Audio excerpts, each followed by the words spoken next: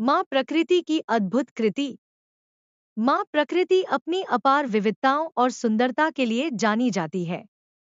इसका हर कोना, हर रूप और हर रंग हमें अपनी अनमोल धरोहर की याद दिलाता है।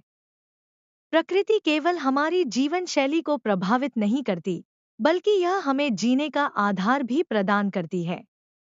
इसकी गोद में ही मानव सभ्यता ने जन्म लिया और अपनी पहचान बनाई। प्रकृति की सबसे अद्भुत कृतियों में से एक है पहाड़।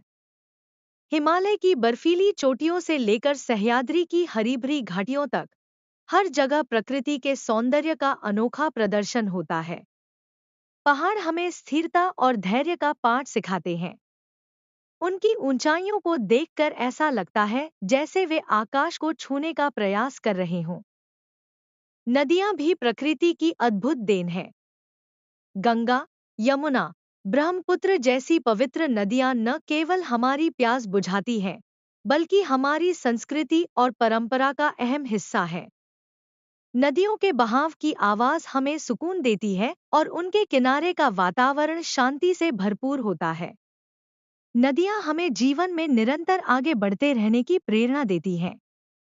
वनस्पति और जीव जंतु भी प्रकृति के सुंदर स्वरूप का हिस्सा हैं।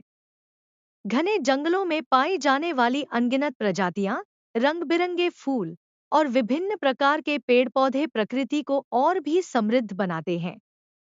पक्षियों का कलरव, फूलों की खुशबू और पेड़ों की छांव हमारे मन को शांति और आनंद प्रदान करती है।